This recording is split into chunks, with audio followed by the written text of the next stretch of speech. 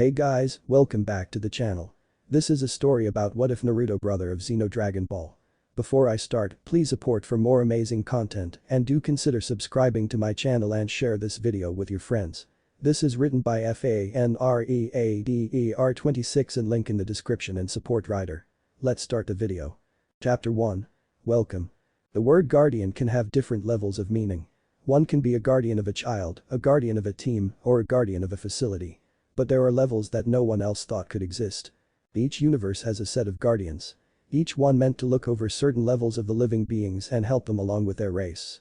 But there are times where the unimaginable happened. One such event happened long before any living creature could come up with any cognitive thought. But despite this event, things continued. But another event is about the eye of another guardian. Naruto was once again running away from a group of Anbu as he had booby-trapped the Hokage office with paint bombs and itching powder. Neither the Hokage nor the Anbu expected to be attacked in one of the most secure buildings in the village. But the second the Hokage entered the office he had to shut his eyes as a paint bomb exploded in his face and he soon found that his white Hokage robes had changed into bright orange. Along with his face. He didn't need to have the title of the professor to know who was responsible for such a thing, since there was only one person that had the nerve and begrudging skill to enter the office and set this up. He only learned about the second trap when the Anbu ran into the room to secure the area and were then kit with a pouch full of itching powder. Hiruzen did find it amusing to see the Anbu put their endurance training at work by trying not to scratch themselves like crazy.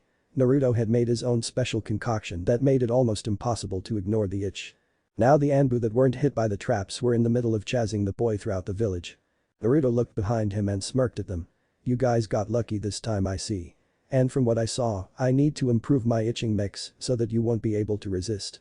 The Anbu chasing him shivered at the idea of a stronger version of the Naruto itching powder. Trademarked by the blonde prankster king of Konoha.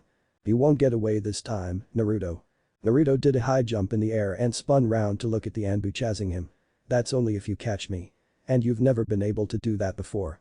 Naruto then stiffened his body as he smirked at them. As he fell back to the ground floor, he gave a two-finger salute. The Anbu jumped at him but to their surprise, Naruto didn't land on the ground. He fell through a manhole that was open because of some maintenance team working on it. The Anbu paused at the sight of Naruto falling through it. But it took them a second to realize that he did this on purpose. They ran towards the hole and jumped down after him. Once they fell in, they landed on the lower level and spread out of the tunnel and looked around to see that there were multiple pathways and there was no sight of the boy. Each of the Anbu went through their mental map and tried to think of where he could have gone. The issue was that these tunnels went throughout the whole village and if they wasted any more time, they would lose him. So making a decision, they all split up and ran after the boy. Despite how they were chasing the boy, they couldn't help but think to themselves. Thank Kami he is on our side. He has all the makings of a professional saboteur. The LSWHERE. Naruto moved a manhole cover out of the way and he came out before coving the hole again. He smirked as he knew that he got away again, though it was a close call since this was the first time that the Anbu actually saw him go into the underground system. In fact, he was so focused on getting away that he had lost track of where he ended up. Naruto looked around to see that he was in the middle of a massive forest and he tilted his head as he didn't recognize this forest. Why is there a manhole cover in the middle of a forest? He spun around to see if he could get his bearings, but the forest was so thick that he had no clue of which way to go. He shrugged at this and figured that he should just go back into the hole so he could at least understand where to go. He bent down and grabbed the manhole and pulled. But the thing wouldn't move. What the hell?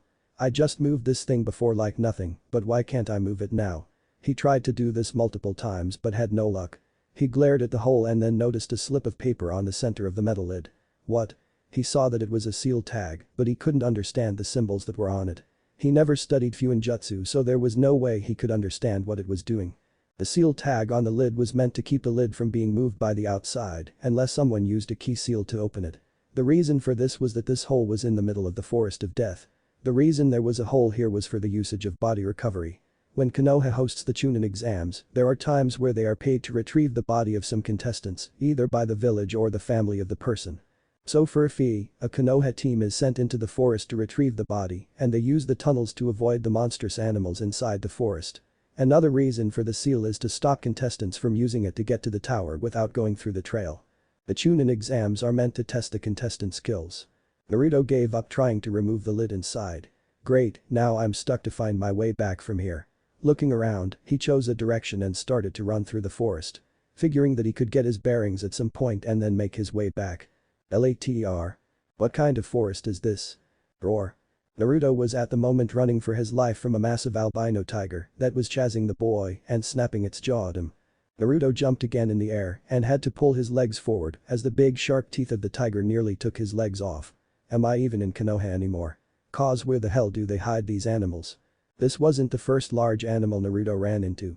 He first ran into a large bear that he was able to get away from by going through a narrow pathway through a few trees. The second animal was a den of panthers that had him going for a good hour. He was able to get away as he was able to run past what appeared to be a fresh kill from another animal. What killed it, he didn't know, and he really didn't want to know. The third animal was one he was able to avoid since he came across a large river, but he didn't bother getting close to it since he could see the massive crocodiles that were in waiting. Now he was running from a tiger that he accidentally ran into as he was looking for a place to rest. But the second he sat down in a clearing, he had to jump away as the tiger dropped in and chomped at the spot he was sitting at.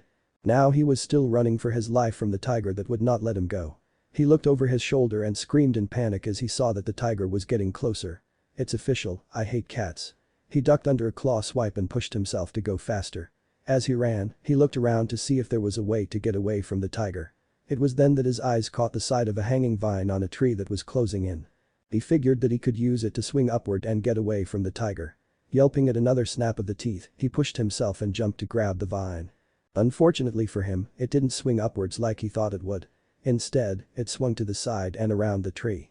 The tiger did not expect the change in direction and had to dig its claws into the ground in order to stop before chasing after the boy. Naruto screamed as he swung around the tree, but he was happy that he was able to get a bit more distance from the tiger. But fortune was again against him as the vine could not hold on to his weight. Naruto heard the vine strain and he looked up to see that it was tearing. Crap. Then the vine snapped. He was flung to the base of a tree and had no way of stopping himself. The tiger began to run in the direction he was flung to get his meal. Naruto brought his arms and legs up and braced for impact, but surprisingly, the sound of breaking caught his ears and instead of a solid impact, it felt like he broke through something. The tiger saw that the boy broke through the roots and reached its claw into the hole, trying to get its meal. Naruto was screaming as he was crashing through a slope and breaking through some fragile branches that littered it. Ah. Arg. GGRRH. After a few minutes of he finally stopped. He groaned as he was laying flat on his stomach. He slowly pushed himself up as he felt that his cuts and bruises were being healed. He knew that he healed fast, but he never knew why. He slowly opened his eyes to see that he was now in some underground cave. He groaned as he got to his feet, but he soon felt that his body wasn't as hurt as it used to be. Looking around again, he groaned again. At least I got away from the tiger. He was thankful that there was some light coming from a hole other than the one he came from. He then saw that some of the light was coming from a tunnel that he could tell was an exit. Looks like my luck is as good as ever. Before he could make his way to the exit, something shiny was caught in the corner of his eye. Turning his head, he saw something sparkling on the ground a few feet away from him. Curious, he walked over to it and saw that it was something mostly covered in dirt. Wiping the dirt away, he found out what it was. It was some earrings. Naruto looked them over and thought they were rather simple for anyone fancy and most likely just for a simple fill-in for style. He looked them over and saw that the chain was simple silver beads holding small teal-green orbs. He figured that he could most likely sell them at a shop for some money and decided to take them. He began to make his way to the exit as he looked at them in his hand. He tried to think of what he could get from them and he figured that if there was anything wrong with them, then he wouldn't get as much for them. He twirled them in his hand and couldn't see any crack or anything wrong with them, but he then had a thought about how if they weren't able to stay on a girl's ear, then he would mostly get swindled out of a bunch of money. He made it to the exit of the cave and looked around to see that the exit came out to a large drop with a lake below him and a waterfall to his left. Looking around, he shrugged as he was alone here, and as long as he didn't say anything, then no one would make fun of him. He saw that they were clip-on, much to his relief, and decided to put them on to make sure they stayed on his ear. He fiddled with them on his ears and moved his hands away to see if they stayed. Interestingly, they didn't fall off, even when he turned his head. Sweet. No cracks and they stay on. That pawn shop next to Tenten's dad's weapons shop should give me some money for them. I'll be able to save it for emergency funds. Suddenly, the earrings began to glow a blinding light and Naruto had to cover his eyes. What the? BLSWHERE. The eyes of a young-looking girl that had pinkish-purple skin and pinkish-red hair shot open as a sudden surge of energy was felt from the building to her right. What the? She floated off the ground before flying towards the building. She entered through the large door and landed in the center that had a glass dome case that had a clouding inside. She looked around to find the source of the energy disruption and found a scroll that had a yellowish aura around it. She used her telekinesis to pick up the scroll from the shelf and brought it up to her face before unrolling it. The odd thing about this scroll was that it was blank. This was extremely confusing to her as this had never happened before. It was then that she realized that she had never seen this scroll before. And despite how there are millions of scrolls on the shelves around her, she recognized all of them. This one however was new. How? She tried to look into the past or future of the scroll, but she couldn't get a read of anything. But the thing she saw in the present was a set of writing. Her eyes widened as she read them. She never thought such a thing would happen, and with her ability to see through time, this was very surprising. She reeled up the scroll and spun around. Trunks. Bursting into the room at high speeds came a man with purple hair and a sword on his back. What's going on? Trouble. The girl shook her head as she held the scroll reverently in her arms. No. But something very important has happened and I need to see to it personally. I'm going to be gone for some time so I need you to look over the den while I am away. Trunks titled his head as he asked alone. Shouldn't I go with you to make sure that nothing happens? The girl shook her head as she smiled. No. This is a part of the job that I haven't had to do in a very long time. Honestly, I'm kind of excited about it. What is it, exactly? The girl just began to float in the air as she answered. You'll find out after he does. She then waved at him. See you when I get back, Trunks. She then lifted up the scroll and channeled her energy into the scroll till a beam came out of the scroll and formed a portal in front of her. She then flew through it with a smile on her face. Trunks watched her leave and couldn't help but feel his curiosity bug him. What could she be so excited about? But Naruto. Naruto tried to blink away the spots that blurred his vision. He shook his head to regain his sense and then looked around to see if there was anyone that could have used a flashbang on him. Not seeing anyone, he scratched his head. What the hell was that? Before he could think about it more, he got on guard as he saw a weird yellow circle appear in the air in front of him. He didn't know what he was and after dealing with those super animals, he wasn't just going to let his guard down. If he needed to run, he wanted to be ready. He was surprised to see a girl come flying out of the yellow thing, and much to his surprise, she was floating in the air. His eyes went to her and the lake below her, as if trying to figure out how she was doing that. The girl was looking down at the boy and immediately knew that he was the one. She floated lower so she would be at eye level with him. So you're the one, huh? Can't say you look like much. Naruto grew a tick mark at that comment. Hey. The girl never lost her smile as she brought her hand up. Sorry, I guess when I have had to see a bunch of strong beings in different times, I got used to them. Naruto tilted his head at that, but figured that she had seen some stronger ninja around. Who are you? He then looked down at the water below them and asked. And how are you floating? When he looked at her again, he noticed that she was wearing robes that looked regal in a way. He thought it was a little odd to see someone with her skin color, but the pointy ears were a really interesting point of her. It was when he observed her ears that he noticed something. She was wearing earrings like the ones he found. The girl brought her hands up and clapped them around the scroll before bowing to the boy. I am the Supreme Kai of Time, and I came here to help you. Now Naruto was more confused as no one spontaneously came to him to help him in anything. Why would you want to help me? And in what? The Supreme Kai of Time giggled at his question. It is my job to help people like you. After all, she gestured down to Naruto's torso. You are very new to the role. Naruto looked down at himself and then noticed that his clothing had changed into something completely different. In fact, they almost had a similar design to what the Supreme Kai of Time was wearing. Welcome, Supreme Kai of Universe 14. End of chapter. Chapter 2. Revelations. Naruto looked up at the girl after he heard her call him something he had never heard of before. What did you call me? He watched as she floated closer to him and smiled. She realized that she let her excitement get the best of her and she might have gone too fast for him. Sorry, I guess I should explain all this since I'm sure that you don't know what I meant about that. Naruto stood there for a second before he numbly nodded. Before she could say anything she heard some loud roaring coming from the forest. She looked over her shoulder with a frown. We should move this conversation to somewhere safer. She stretched her hand upward as green energy came out of her palm and then expanded into an orb around both her and Naruto.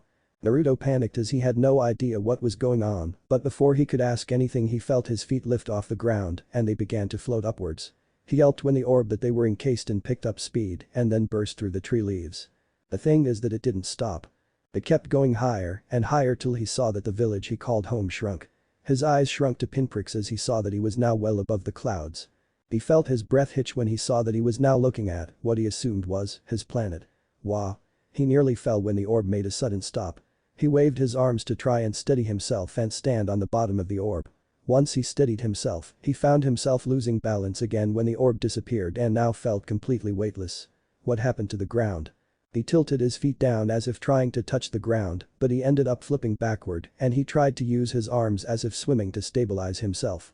Naruto and the Supreme Kai of Time were now floating in space as she saw this as a much safer spot to converse with the new Supreme Kai. The Supreme Kai of Time giggled at his antics and she floated over to him and grabbed his ankle and spun him upright. It would be easier to talk if you didn't spin around. Naruto chose to freeze in a weird pose as he didn't want to spin around in the air again. I wish it was easier done than said. She smiled once more and then snapped her fingers which created a platform that created some gravity so they could stand on the platform. Naruto was unprepared for the gravity and landed on the platform hard. Wincing a bit, he got up and rubbed his head before looking at the girl. So, you mind telling me what is going on? She nodded her head as she knew that he would be confused about what had just happened. And she actually expected him to blow up based on his age. She mentally noted that, later on, she would try and look at his history.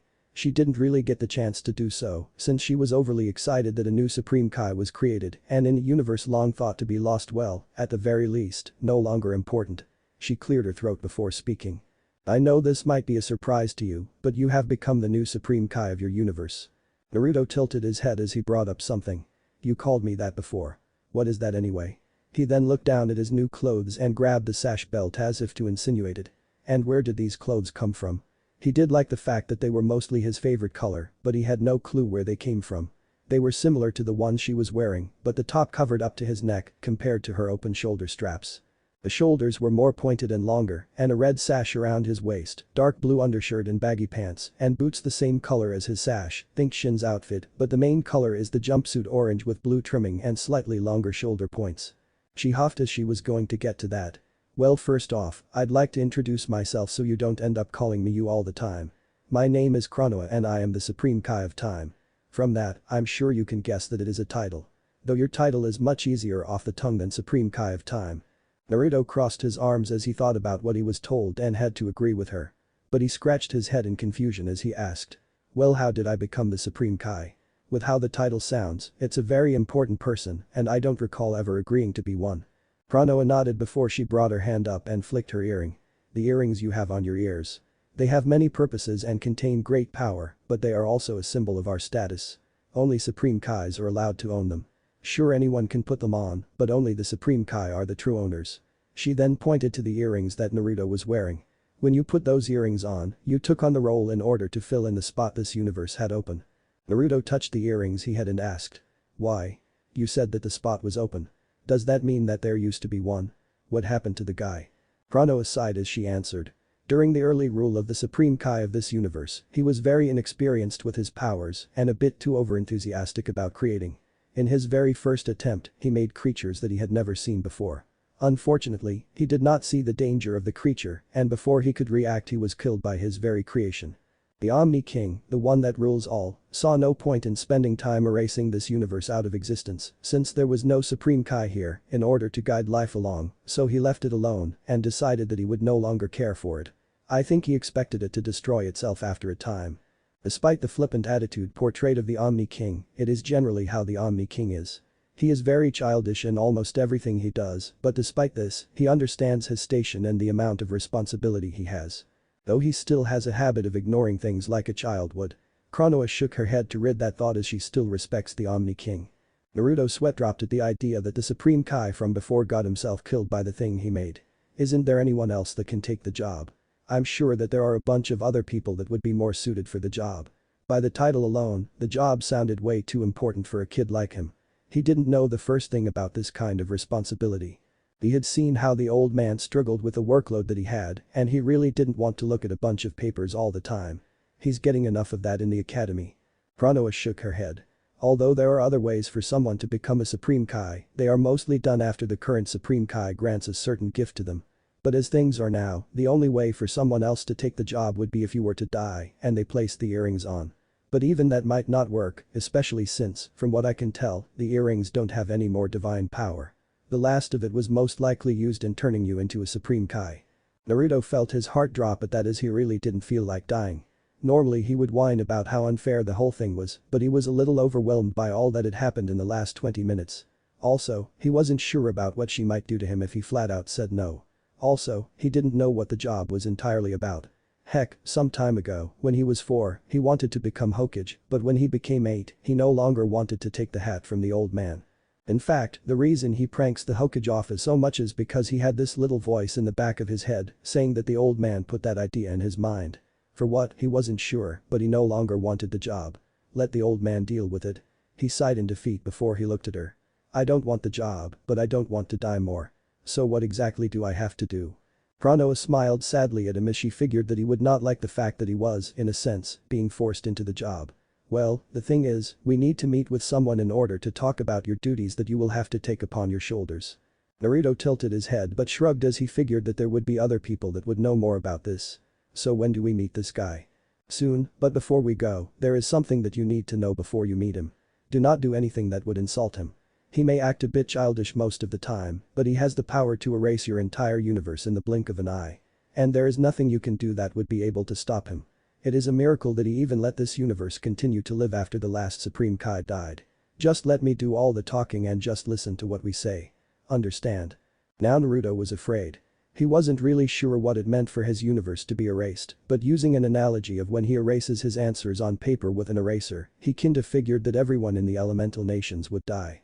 Something like that would have sounded like a fantasy, but he was at the moment standing on a platform made of some sort of light so far above his planet. He would not want to test the legitimacy of her statement. Okay. Pranoa smiled as she moved over to his side. Okay. I'm going to teleport us there. Remember to stay by my side and let me do all the talking. Seeing him nod, she placed her hand on his shoulder and smiled. And relax. It shouldn't be that much trouble. Kai. And with that, she teleported them both to the Grand Palace. Grand Palace. Naruto felt wobbly after the bright light died down. He used Chronoa's shoulder in order to steady himself. You okay? Naruto took a deep breath before he stood up. Yeah. What exactly did you? He then noticed that he was no longer in space and was now in front of a grand-looking temple. WOAH, where are we? You're at the Grand Palace. Naruto yelped at the sudden voice that did not belong to Chronoa. He spun around and saw that there was a short regal-looking man with combed-back white hair and blue skin. It wasn't the weirdest thing he had seen since there are many stories about people that have weird-looking features on their bodies. Blue skin wasn't the oddest thing he could think of. He was about to open his mouth to bring up his thoughts on the skin, but he remembered what Chronoa said and shut his mouth. The Grand Priest nodded to the Supreme Kai of Time. It has been some time since you have come to visit us, Chronoa. Chronoa nodded and bowed to him. Well, my duties do take up a lot of my time, Grand Priest. But this, she gestured to Naruto, is something that takes precedence at the moment. The Grand Priest looked at the boy before eyeing him up and down. Floating a few inches off the ground, he began to rotate around him while keeping his gaze on him. Naruto felt nervous as the Grand Priest floated around him. Okay, so this isn't the Omni King, but with how Chronoa bowed to him, means that he is important. Better not say anything. He didn't know what he should do or if he should do anything at all, but he didn't want to risk anything. He did his best not to jump when the Grand Priest came to a stop a few feet in front of him. I do not recognize you from any of the universes. What universe do you hail from, young one? Naruto scratched his head as he tried to remember the number Chronoa said he was the Supreme Kai of. It took him a second and he answered. I think it was universe 14. He looked at Chronoa, who nodded at him. Grand Priest's eyes widened when he heard this, as he did not expect to hear this. I see. Now I understand why this took precedence over your duties to the maintenance of the timelines. Chronoa nodded.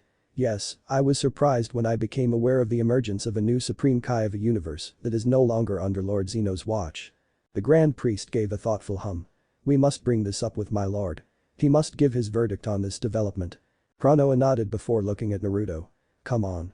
Naruto nodded as the three began to walk towards the temple. As they went through the temple, Naruto couldn't help but look around the palace in a sort of wonder. The inside of the temple wasn't the fanciest place he had seen, since he imagined castles being more so, but there was something amazing about how cosmic it was. While Naruto did this, the Grand Priest kept looking over his shoulder to look at the boy and was amused by the childish awe he had. He could tell he was young based on his mannerisms and power level. Many species can have the appearance of the young, but it was clear to him that he was in fact a mere boy. His eyes then drifted down to the boy's stomach as he could sense something inside him, but he chose to keep it to himself since it did not seem hostile. It just felt like a beacon of negativity but not negative itself. Interesting. Though it seems related to the energy he has inside him, but separate as well. Soon the three made it to a chamber with a large throne with a short figure sitting in it. The figure was smiling and kicking his feet back and forth before he noticed a grand priest escorting the supreme Kai of time and a person he had never met before. The two guards that stood by Zeno's side tightened their fists behind their backs as they had no idea who this new person was. Despite being escorted by the supreme Kai of time and the grand priest, they would remain on alert.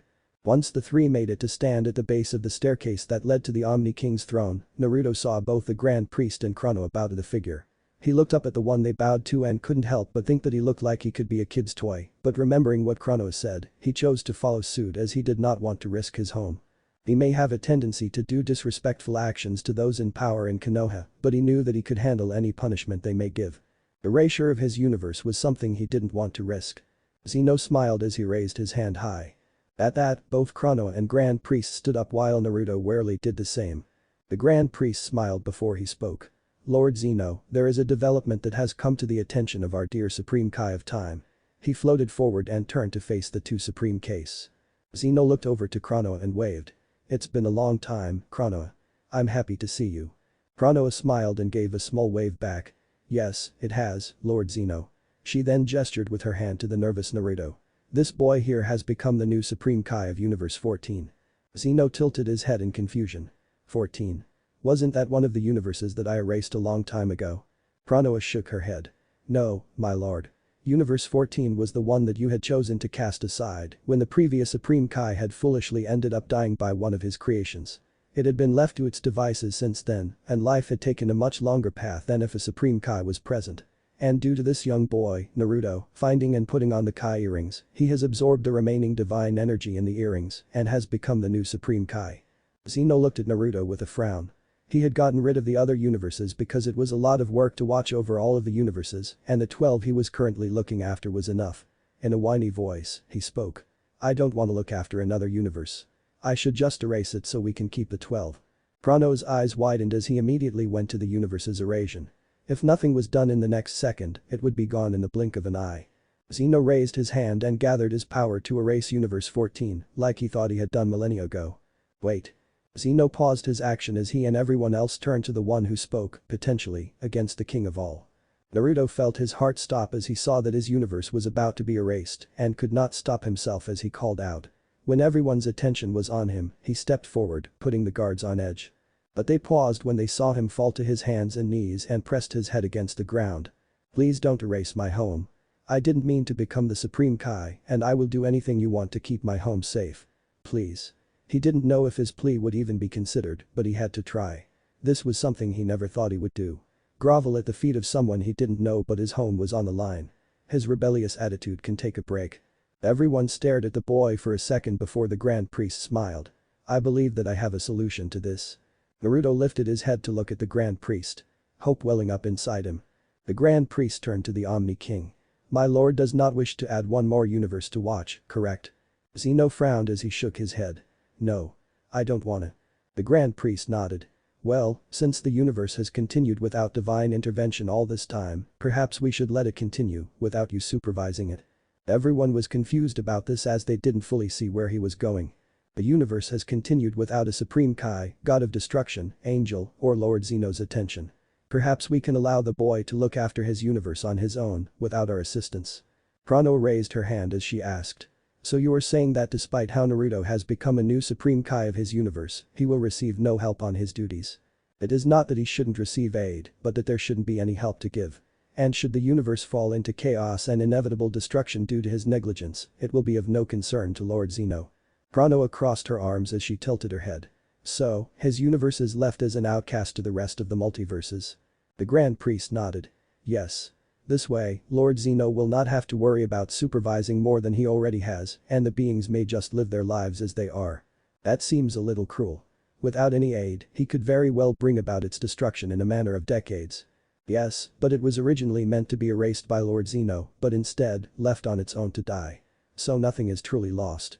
Also, I did not say no one could assist him if they wish, but officially we will do nothing. He turned to the Omni King. What do you say, Lord Zeno? Zeno thought about it before nodding. Okay, if I don't have to watch it. Chrono couldn't believe how they decided to not do anything for the new Supreme Kai. She planned on helping him whenever she could when she wasn't swamped with so much back at the den, but before she could say anything, someone else spoke. "Thank you." She turned to Naruto with shock as he basically told them.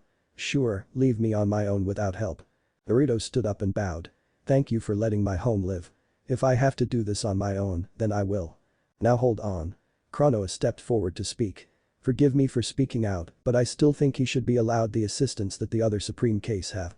I mean, he doesn't even have an angel to help him. I can see that a god of destruction would be up to him, but how can he improve if he doesn't have an angel to teach him?" Naruto had a few more questions run through his head at the mention of angels and gods of destruction, but he chose to hold them off for now. "Chronoa, it's fine." He moved to stand in front of Chronoa as he spoke to her alone. "I'm sure I can learn as I go along, and they already said that they were originally going to erase my universe. We can't ask them to help out someone that was supposed to disappear in their eyes." The Grand Priest had to smile as he saw that the boy was willing to go off on his own with such odds against him. Zeno looked at the boy and felt curious about him since he was not used to the Supreme Case or gods of destruction acting in such a manner. He even interrupted him when he was about to do something. Letting his curiosity get the better of him, he floated out of his seat and flew over to Naruto, who didn't notice as he was looking at Chronoa. Naruto didn't notice the Omni King coming up behind him, but he did notice how Chronoa stiffened and looked over his shoulder. He turned around only to look straight into the wide eyes of Zeno. He yelped as he tripped on his feet and fell backward. He looked up to see Zeno looking at him with curiosity. After a second of nothing happening, he waved at him. "Hi."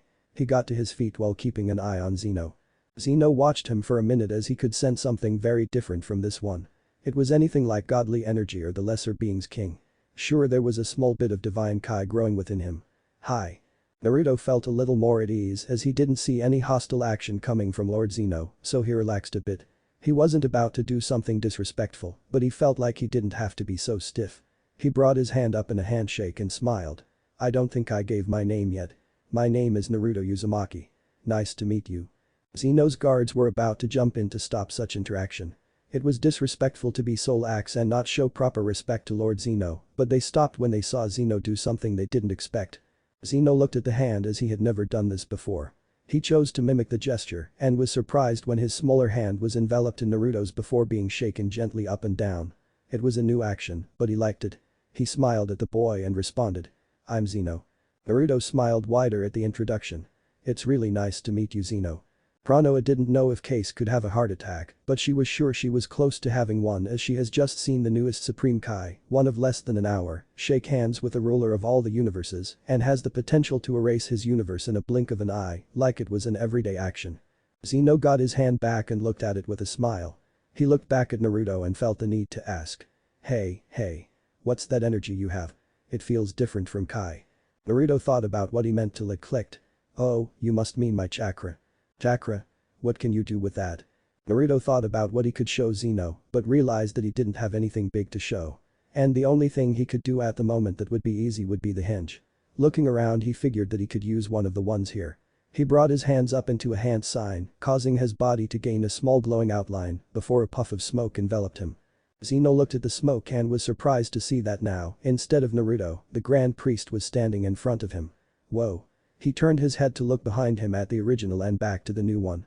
They were almost the exact same, but there was one small difference.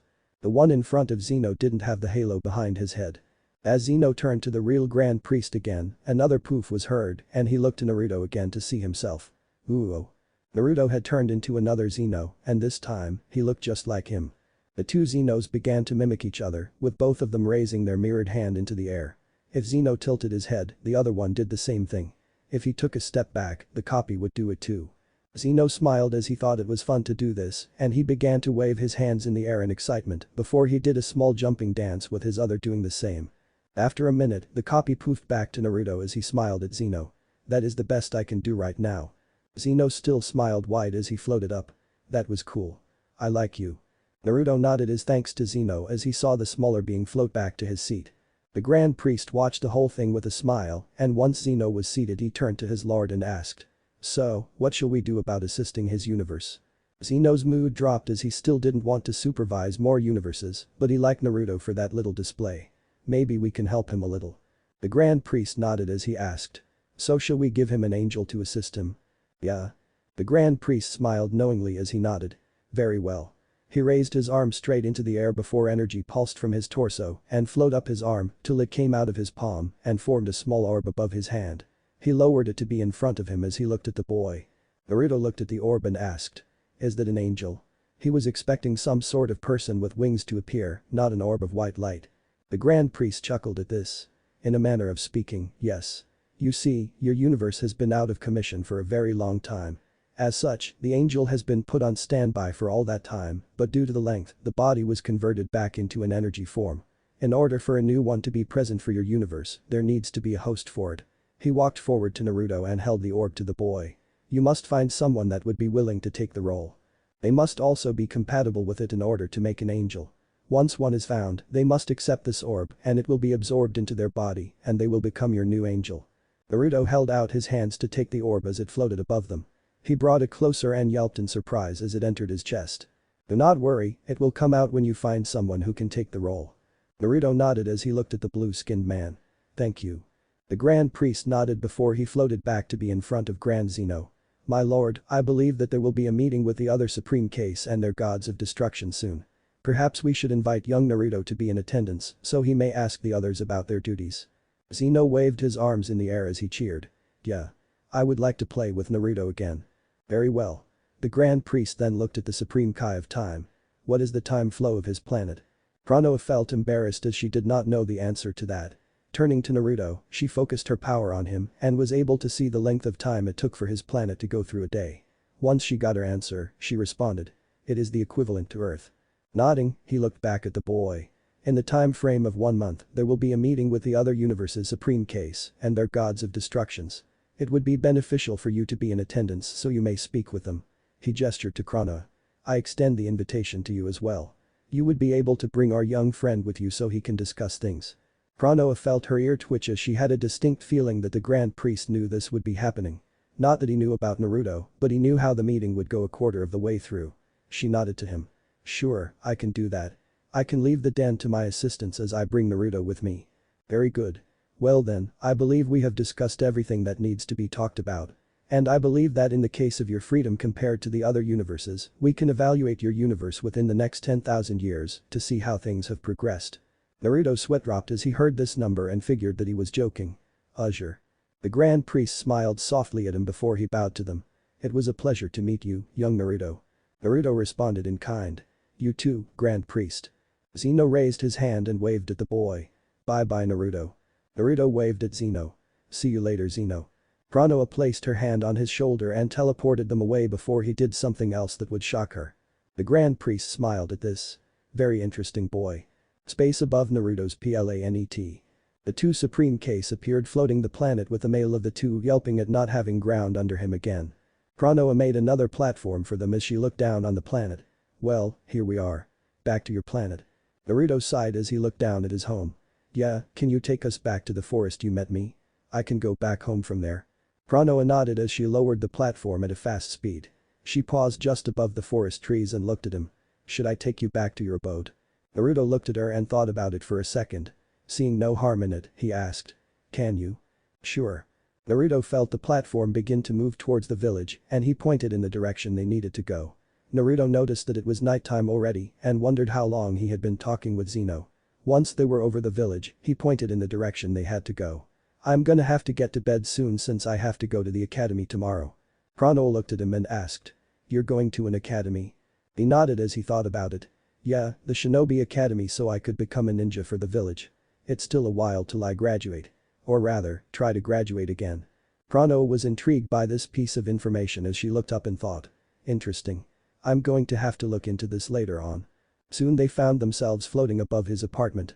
Home sweet home. Konoha looked at the building and couldn't help herself. You live here? She asked incredulously.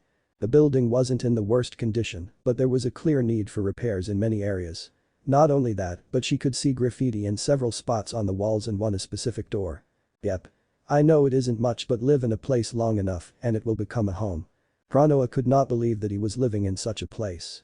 She looked around at the streets and adjacent buildings. She could see bars and adult clubs not far from it and just be in shock.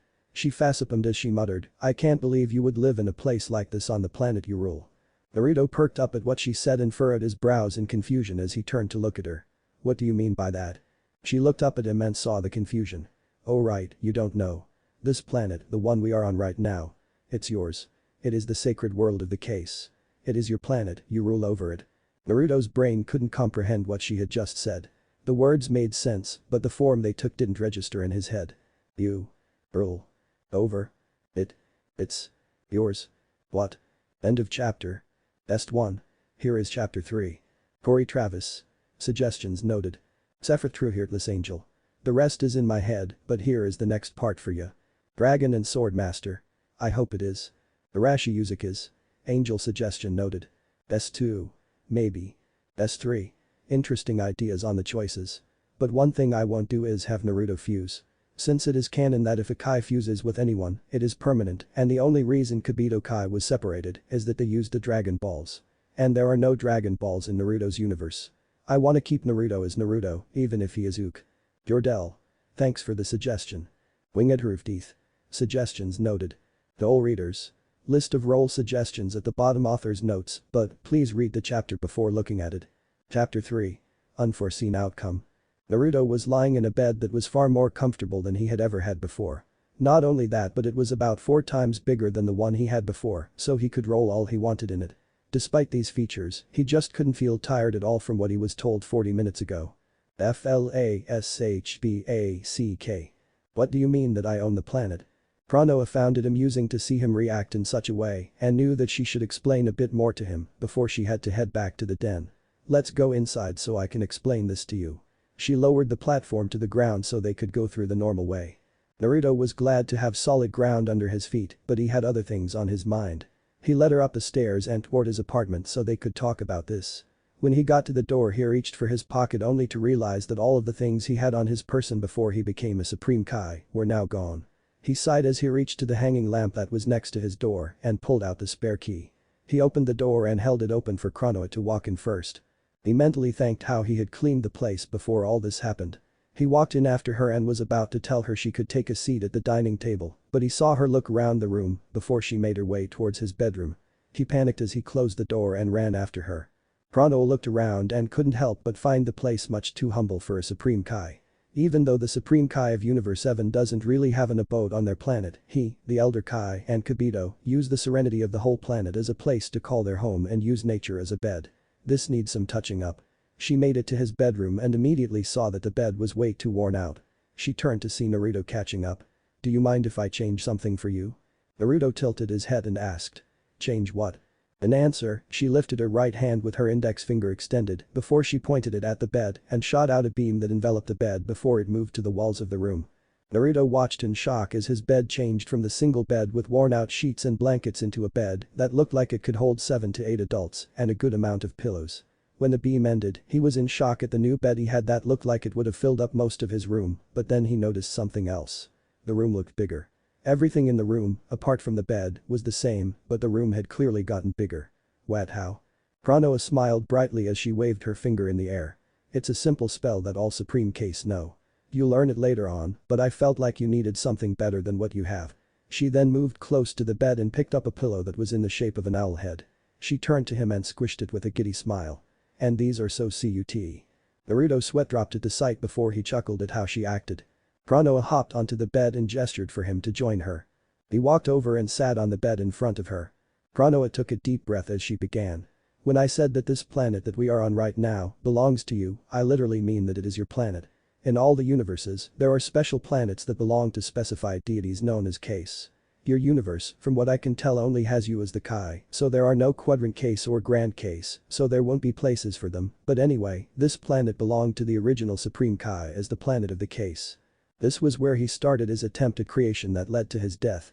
I haven't looked into this planet's past, but if I had to guess, when the human race was made by chance on this planet and evolved their own way. Not sure how this energy you call chakra was brought in, but most likely it was a natural occurrence of being on the divine planet. She looked up and thought about this as she couldn't think of any other possible reasons for this. This was just something else she had to look up in order to understand this universe's timeline. Naruto took in everything she said and accepted her assumptions since he didn't really have any way of arguing against her points and it all sounded very likely of what happened. So what does all that mean? Konoha shook her head out of her thoughts before she sheepishly chuckled. Sorry, most of that was just speculation on how your chakra came to be. But anyway, you're the ruler of this planet. You have every right to take command of the living beings here since their homes are on your land. Despite their laws, at the moment, you have ultimate authority over everything in this universe. But I would recommend you not do that since arrogance is unbecoming of a Supreme Kai. Naruto thought about what she said, but he didn't delve too deep into it since Chronoa snapped her fingers as if she remembered something. Oh, right. I'm going to teach you a couple of things that should help you in increasing your abilities with your new divine powers. With the amount of divine Kai you have, you won't be able to use any of them yet, but I can explain how to perform some techniques that can help increase the amount of Kai you have and some simple things you won't need a lot for. She then snapped her fingers as she realized that she had something important to tell him. Oh, and one thing you should know. You were given the energy that will create an angel and god of destruction, but I want to tell you that you should focus on finding someone to become an angel first. Why? Well, despite how the angel is, in essence, a teacher, they mostly focus their time teaching and training the god of destruction. They act as their attendant, teacher, and handler, since the god of destruction has the ability to destroy planets in a second. Angels have abilities that can handle mistakes they might make. But since one needs to be made, I would suggest finding someone to take the role and have them teach you first. In the other universes, there are multiple Ks that have experience and then pass that knowledge down to the next one to take up the role, but since you don't have anyone, the angel will be the one to teach you. But don't worry, you have plenty of time, so don't go rushing out and picking someone random. Remember they have to be compatible with the energy, and I would suggest someone responsible. But I would suggest doing it within the next month to 2000 years. Naruto paused as he heard this and couldn't help but say. I don't think I'll live that long. I mean I know that there would be a review in 10,000 years and I thought that it would be to someone in the future who took up the role, but you said that I have to choose someone in the next 2000 years. How would I be able to do that? Chrono immediately saw what the confusion was and didn't know how he would react to this. Taking a breath she spoke. Well, the thing is that now that you are a Supreme Kai, your life has been extended significantly. To the point of immortality. Naruto felt like his brain shut down as he was just told that he was now an immortal. Chronoa then brought up her hand to his face, with her index finger extended in a way to wag bow to him. But it does not mean you are invincible. Your life is now everlasting, but you can still be killed, so don't think you can take anything without any problems. She then jabbed him in his side, hard. Ow. See, you can still be hurt so be careful unless you want to end up like the previous Supreme Kai of this universe. She sighed before she got back to what was originally going to tell him. Okay, first things first, how to improve the amount of Kai you have. Flashback END. He thought about what she taught him and the fact that he was now immortal. He didn't know how to feel about that last part, but he was excited to try some of the techniques she told him about. But he also thought about the part where she told him that there might be a lot of responsibilities he would have to do soon, since there weren't any other case in the universe, but to his dismay, she hadn't told him any of them. But he gained a determined look as he knew that he wasn't one to half-ass things, so whatever he had to do, he was going to do them as best he could. Bring it on. He pumped his fist in the air and realized that he was still wearing his Kai uniform. Oh. He sat up from the bed before he began to remove the outfit.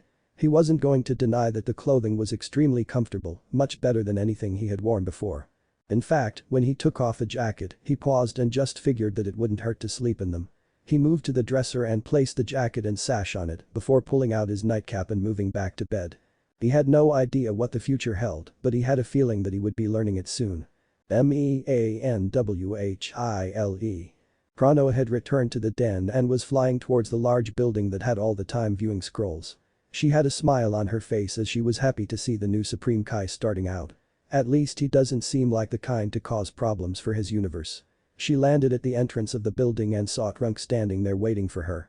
Welcome back. So what's got you in such a good mood? Chronoa walked past him as she spoke. I met the new Supreme Kai of Universe 14. Trunks followed her inside as he asked. Universe 14.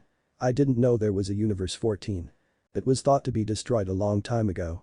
I met the boy that became its Supreme Kai and he seems like the kind to do what is right. But I am going to look through his planet's history to understand his people. I also plan on looking into his own history since he took the role. Looking down at her and the smile she had, Trunks felt a little teasing wouldn't hurt. You sure you aren't just interested in him personally? He chuckled a bit but stopped when he found a finger pointed at his face with it lit in white light. Chronoa had a blush on her face at the insinuation of his comment. Careful, Trunks, unless you want me to turn you into a baby for a month.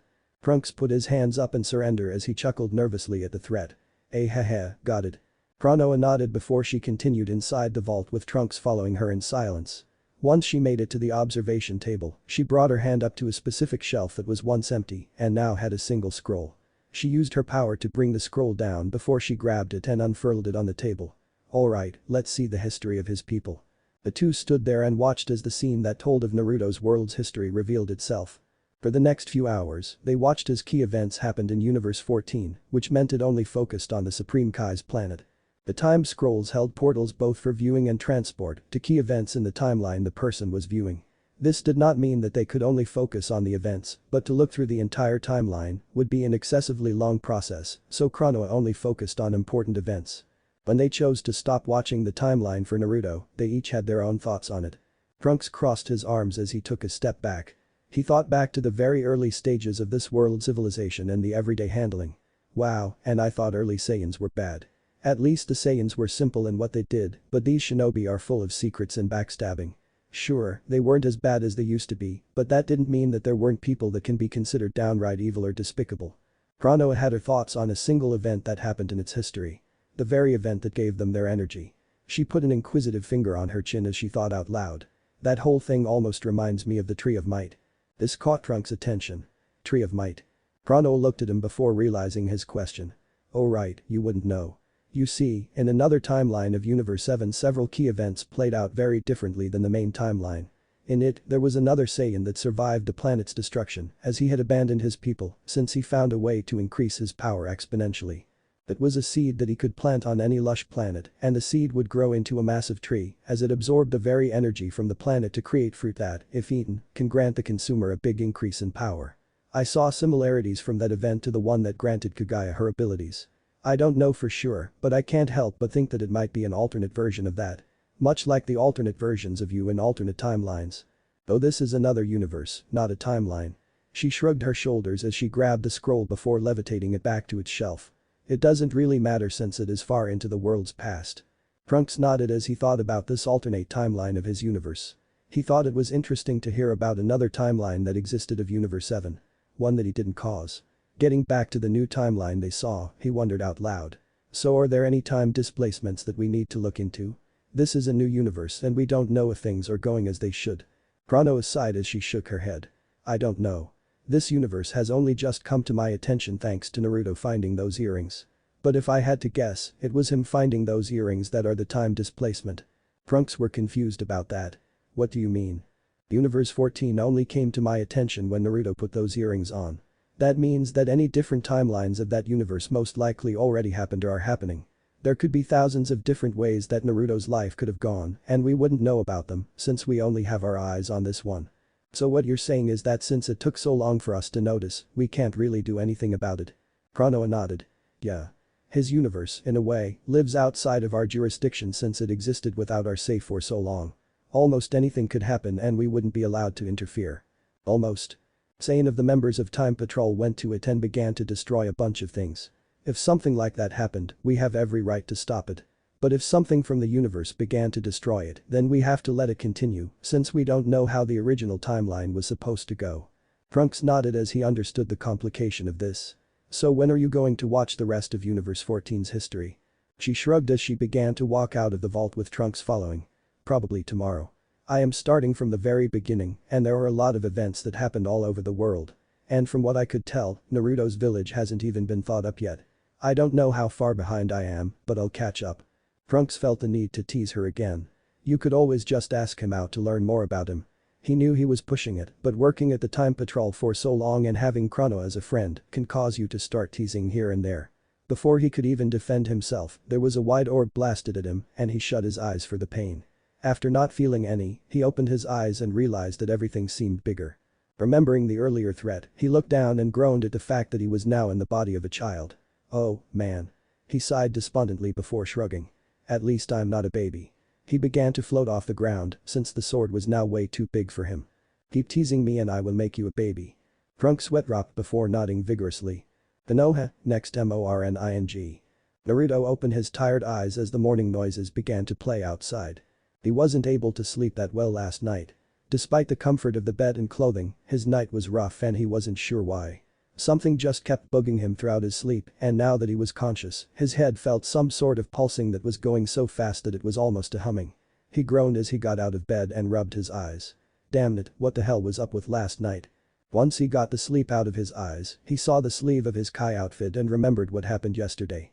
Oh, right, that happened. Maybe I had too much on my mind causing me to have a bad sleep. He looked at his clock and saw that he had woken up earlier than usual. Oh great, now I see that I didn't get as much sleep as I wanted. He groaned before he walked over to his bathroom to take a shower. He was glad that the water was warm since he knew that the landlord of the apartment building would turn off the warm water of his apartment at certain times. Was it petty? Hell yes. Did Naruto know why? No. But he was going to enjoy a nice warm shower. He enjoyed the warm shower as he got himself clean. As he rinsed his hair, he had a random thought about the shower.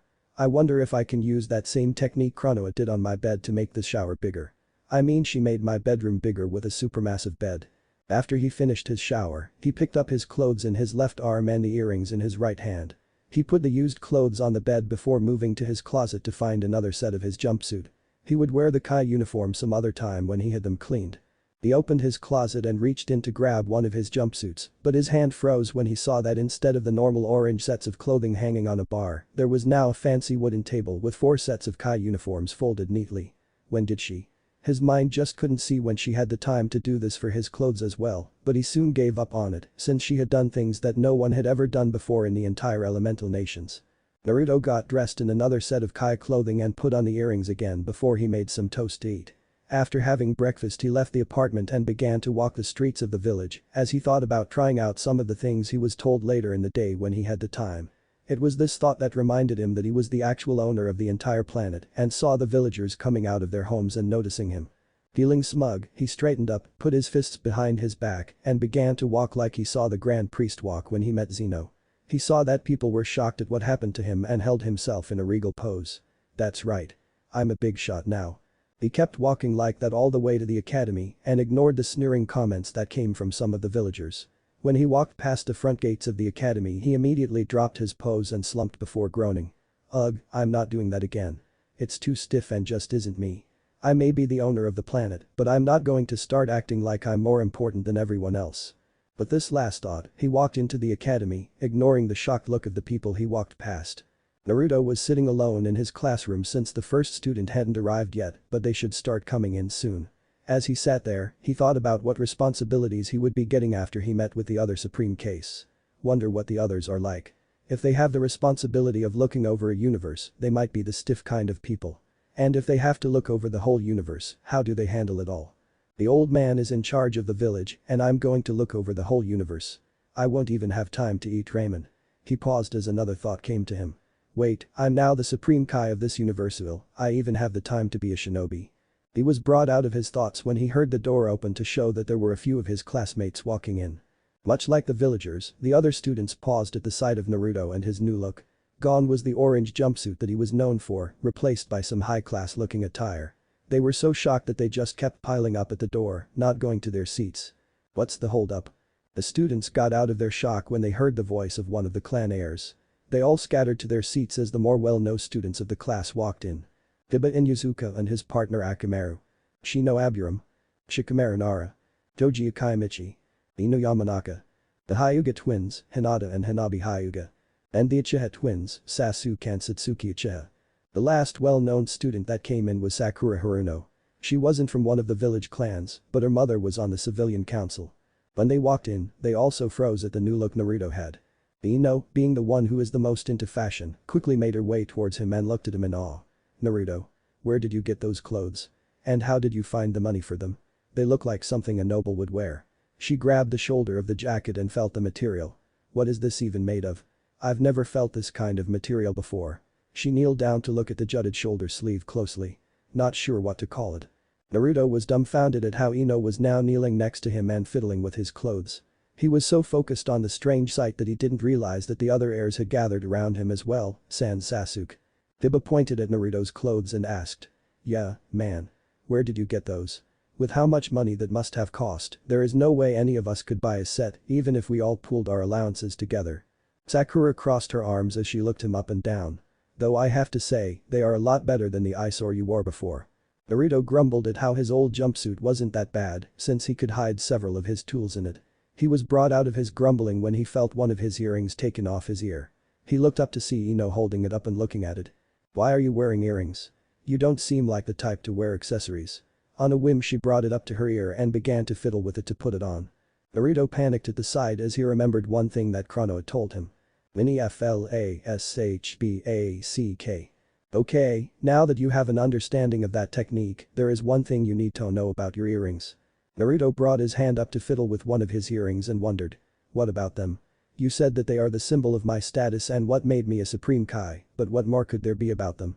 Chrono thought about the best way to explain this to someone who has never heard of a technique like this, so went with something blunt. Well, despite how they don't have that much divine energy in them anymore, they might still have enough to cause a fusion. Fusion? There is a bunch of stuff that you need to learn, but to put it simply, if someone were to put on one of the earrings on the ear opposite yours, it will cause you and this person to fuse together. So, if you were to take them off, put one of them on your right ear, and I put the other on my left, it would cause us to fuse into a new person. Someone that has both our memories and skills. All of the Supreme Kai earrings have that power. But the main thing that you should really know is that if you were to fuse with anyone else, it will be permanent. You will no longer be able to go back to being Naruto. You would be the new person that is made from the combination of you and the person you fuse with. Naruto felt dread at the idea of no longer being himself. So why don't I just leave the earrings behind? Chrono nodded. You could do that, but they need to restore what divine energy they had lost over time. And let's not forget that they are a symbol of your status. Even if no one here would recognize them, I would suggest you keep them on. Just make sure Naruto have someone else wear them opposite of your ear. Sure, they can wear it on the same ear as you, but never the opposite. What if 2 other people put them on? They would fuse as well, but unlike with you, it would only last an hour. It is only permanent if a Supreme Kai is involved. There are other ways to fuse, but this is the most effective way to do it. Naruto nodded as he made sure that he would remember this. Flashback END. Ino finally put the earring on and looked at Sakura and asked. What do you think? Sakura looked at Ino and shook her head. Looks weird. I can't believe I'm saying this, but they look better on Naruto than you. Hanabi nodded as she eyed the outfit Naruto was wearing. They probably came with the clothes, so it would make sense that they would look good on him.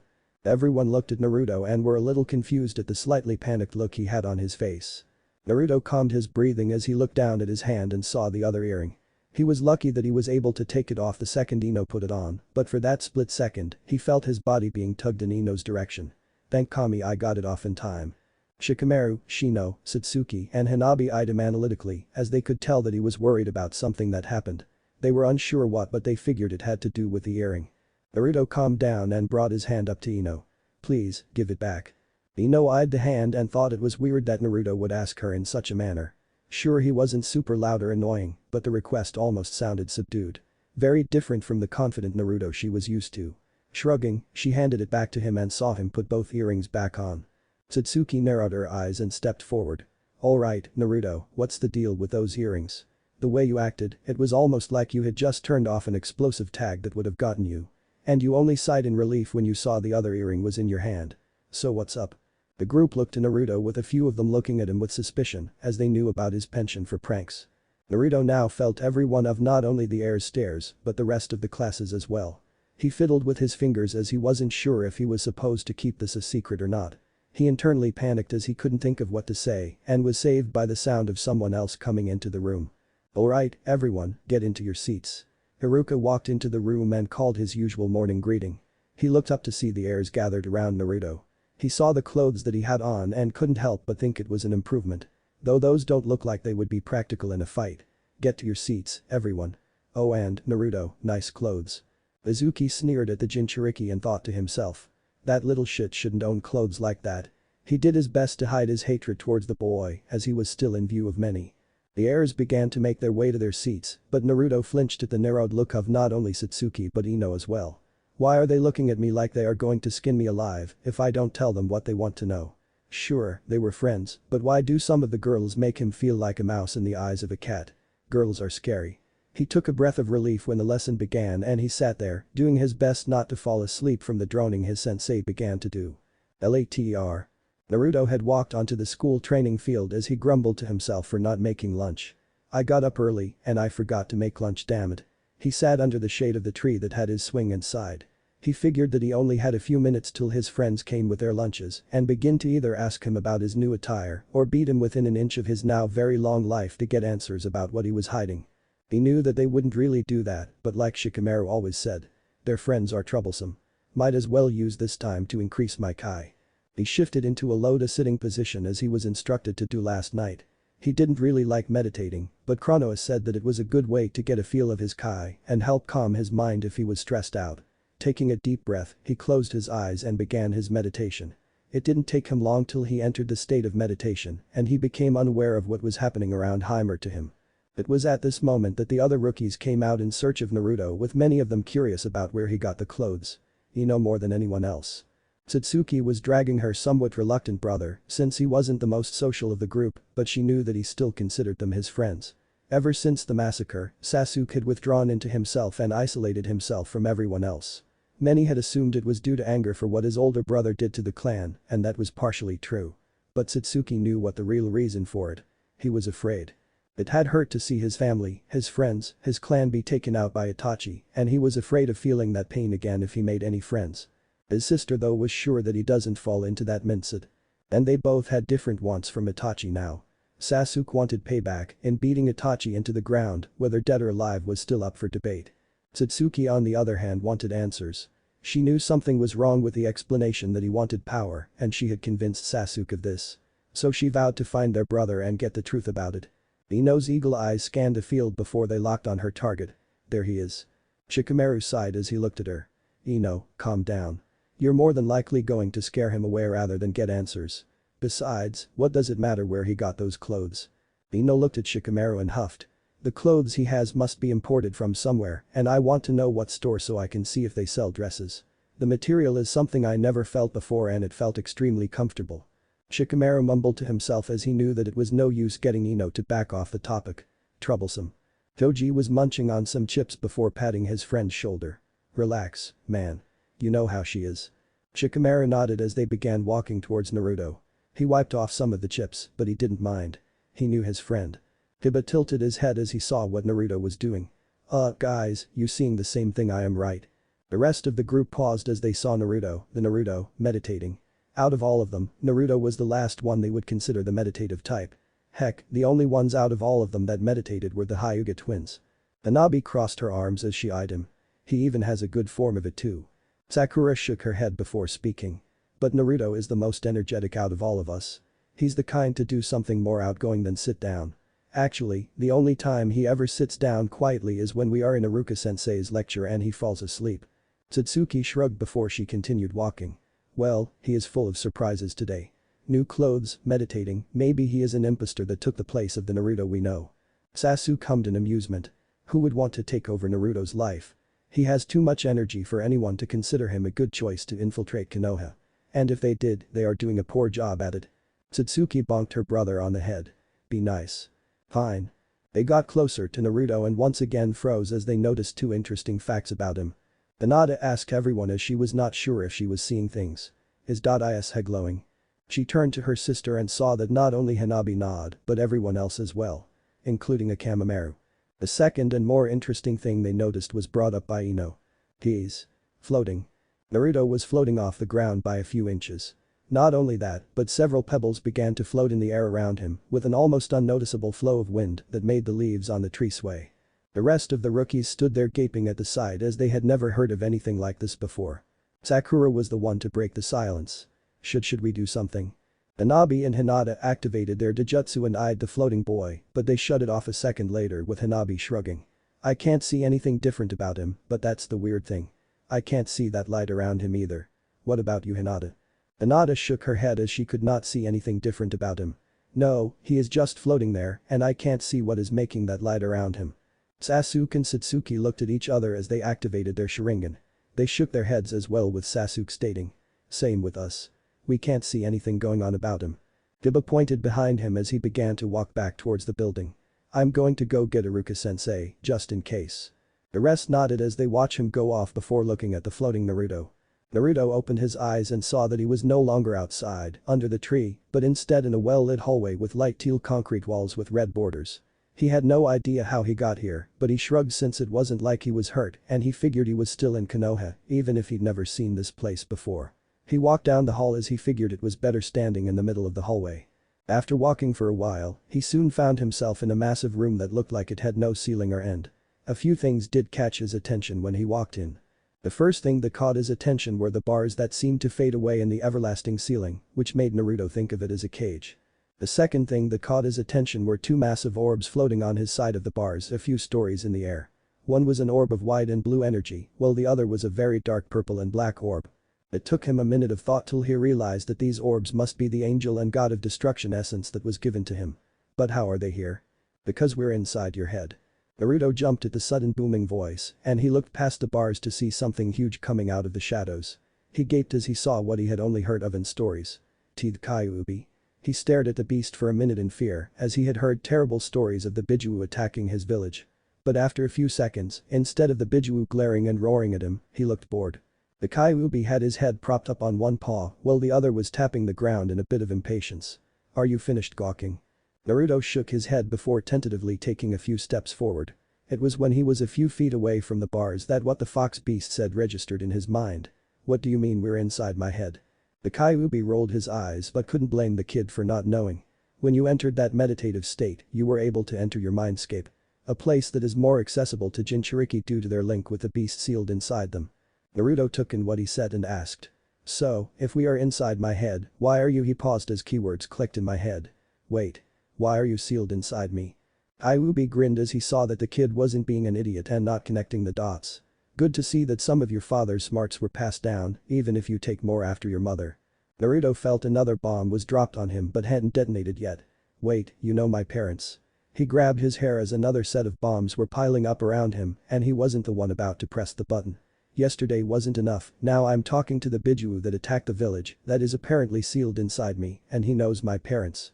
Naruto began to pace back and forth in front of the cage, rambling incoherently and pulling on his hair. For the next 10 minutes, Kyuubi just watched this happen as he thought it was amusing to see the kid have a mental breakdown. But he figured that it only made sense since there was a bunch of information dumped on him in the last 14 hours or so. At the 10-minute mark, he grew impatient and slammed his fist on the lock of the cage. Enough. Naruto was blown away by the shout and rolled to a stop with his back on the ground. He lifted his head to look at the Bijuu before he got up and walked back to where he was. Sorry. Kyuubi sighed as he laid down on his paws. You're taking the fact that I am sealed inside you better than I thought you would. Naruto deadpanned at the beast as he spoke. Last night I learned that there are multiple universes out there. I basically became Kami in this one. I own the very planet that Konoha is on, and I have a bunch of responsibilities that I am going to learn later on, so the fact that the Kyuubi is sealed inside me and he knows my parents. Okay, it is as big a deal as the others, but so much has already been put on me. He slumped as he finished up with, I just don't think I can be surprised about anything else now. He then thought about the looks that he got from the people around the village and wondered. Do they know about the sealing? Is that why they hate me? He couldn't help but groan at the fact. Kyuubi nodded. When you learn that your world is basically insignificant in the grand scheme of things, I suppose that makes sense. That was one way for me to wake up too. I had been sleeping in here all this time till you put those earrings on. And from there I only got snippets of what happened in the real world. Naruto sighed before sitting in front of the cage and looked up at the beast. So are you sealed inside me? What were you told about the attack I did on the village? We were told that the fourth Hokage killed you protecting the village at the cost of his life. The fox rolled his eyes at that. Powerful he may have been, but it is impossible to kill a Bijuu. His eyes shifted to the orbs floating in front of his cage. And I am not going to test if those can. Naruto tilted his head as he asked. So what happened? Kyuubi's eyes went back to the boy before answering.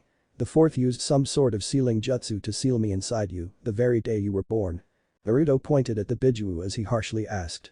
Hey, how do you know that was the day I was born? Because I was sealed inside your mother before I attacked the village. Naruto froze at that as he registered that his mother had the Kyuubi sealed inside her before him. The Kyuubi wondered if this meeting would break the boy's minds. Yes, I know who your parents are. Your mother was my previous jailer and your father was the one that sealed me inside you. He smirked as he saw that the kid's mind was now broken or at least steaming. Naruto just stayed frozen as he heard this. The fact that his mother was the previous jailer was already registering into his head, but the next bomb slammed into him was the fact that his father was the one that sealed the fox inside him. And there was only one person that it could have been. Father for he then fell back and laid there with his arms still sticking upward. The Kyuubi smirked as this was the most entertaining thing he had seen in a very long time. The last time was when he had witnessed Kushina feel sick after trying to eat her favorite meal. Even if her seal forced him to be strapped to a massive boulder, he still had moments of enjoyment when he was able to witness moments of her distress. Iruka and Mizuki were looking at the floating boy in confusion as they had no idea what was going on with Naruto. When Iruka was told that something weird was happening with Naruto and some weird light, he immediately thought that the Kyuubi might be breaking free. But as he got closer to the boy, he realized that he couldn't feel the oppressive feeling of the Kyuubi's chakra. Now he and his friend were standing there, staring at him float there. Biba walked up and looked at Shino. What did I miss? He looks like he is glowing brighter. Shino nodded. After you left, the glow became slightly brighter but nothing else.